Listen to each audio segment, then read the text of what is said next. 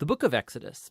It's the second book of the Bible, and it picks up the storyline from the previous book, Genesis, which ended with Abraham's grandson, Jacob, leading his large family of 70 people down to Egypt. Now, Jacob's 11th son, Joseph, had been elevated to second in command over Egypt, and he had saved his whole family in a famine. And so Pharaoh, the king of Egypt, offered the family to come live there as a safe haven. And so eventually Jacob dies there in Egypt, and Joseph and all his brothers do too. About 400 years pass, and the story of the Exodus begins. Now, that name refers to the event that takes place in the first half of the book, Israel's exodus from Egypt. But the book has a second half that takes place at the foot of Mount Sinai. In this video, we'll just focus on the first half, where centuries have passed, and the Israelites were fruitful and multiplied, and they filled the land. Now, this line is a deliberate echo back to the blessing that God gave all humanity back in the Garden of Eden. And it reminds us of the big biblical story so far. Humanity forfeited God's blessing through sin and rebellion, and so God chose Abraham's family as the vehicle through which he would restore his blessing to all the world. But the new Pharaoh does not view Israel as a blessing. He actually thinks this growing Israelite immigrant group is a threat to his power. And so just as in Genesis, humanity rebels against God's blessing, so here Pharaoh attempts to destroy the source of God's blessing, the Israelites. He brutally enslaves them in forced labor,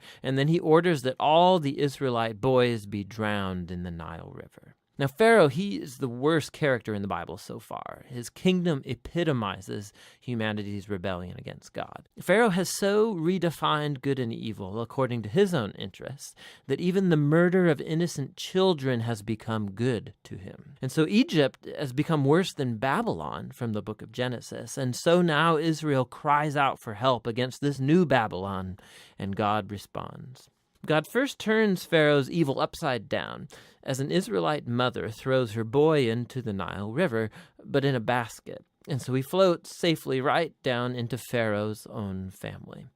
He's named Moses, and he grows up to eventually become the man that God will use to defeat Pharaoh's evil. In the famous story of the burning bush, God appears to Moses and commissions him to go to Pharaoh and order him to release the Israelites. And God says that he knows Pharaoh will resist, and so he will bring his judgment on Egypt in the form of plagues. Then God also says that he will harden Pharaoh's heart. And so we're introduced into the next main part of the story, the confrontation between God and Pharaoh. Now, what does this mean that God says he'll harden Pharaoh's heart? It's super important to read this section of the story really closely and in sequence. In Moses and Pharaoh's first encounter, we're told simply that Pharaoh's heart grew hard. There's no implication that God did anything. And so in response, God sends the first set of 5 plagues, each one confronting Pharaoh and one of his Egyptian gods. And each time, Moses offers a chance for Pharaoh to humble himself and to let the Israelites go. But after each plague, we're told that Pharaoh either hardened his heart or that his heart grew hard. He's doing this of his own will. And so eventually, it's with the second set of 5 plagues that we begin to hear how God hardened Pharaoh's heart. So the point of the story seems to be this. Even though God knew that Pharaoh would resist his will, God still offered him all of these chances to do the right thing. But eventually, Pharaoh's evil reaches a point of no return. I mean, even his own advisors think that he has lost his mind. And it's at that point that God takes over and bends Pharaoh's evil towards his own redemptive purposes. God lures Pharaoh into his own destruction as he saves his people, which is what happens next. With the final plague, it's the night of Passover, and God turns the tables on Pharaoh. Just as he killed the sons of the Israelites, so God will kill the firstborn in Egypt with a final plague. But unlike Pharaoh, God provides a means of escape through the blood of the Lamb. And here the story stops and introduces us in detail to the annual Israelite ritual of Passover. On the night before Israel left Egypt, they sacrificed a young, spotless lamb and painted its blood on the doorframe of their house. And when the divine plague came over Egypt, the houses covered with the blood of the lamb were passed over, and the son spared. And so every year since, the Israelites have reenacted that night to remember and to celebrate God's justice and his mercy.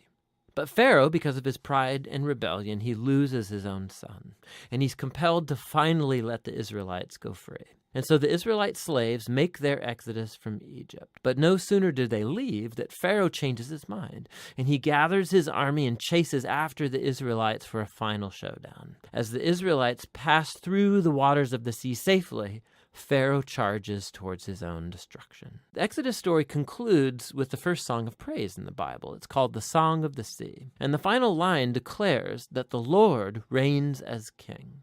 And then the song retells in poetry what the story of God's kingdom is all about. It's about how God is on a mission to confront evil in his world and to redeem those who are enslaved to evil. God is going to bring his people into the promised land where his divine presence will live among them. This story is what it looks like when God becomes king over his people. So after the Israelites sing their song, the story takes a sharp turn. The Israelites, they're trekking through the wilderness on their way to Mount Sinai, and they're hungry, they're thirsty, and they start criticizing Moses and God for even rescuing them. They say they long for the good old days in Egypt. I mean, it's crazy. So God graciously provides food and water for Israel in the wilderness, but these stories, they cast a dark shadow. And we begin to wonder, could it be that Israel's heart is just as hard as Pharaoh's? We shall see. But for now, that's the first half of the book of Exodus.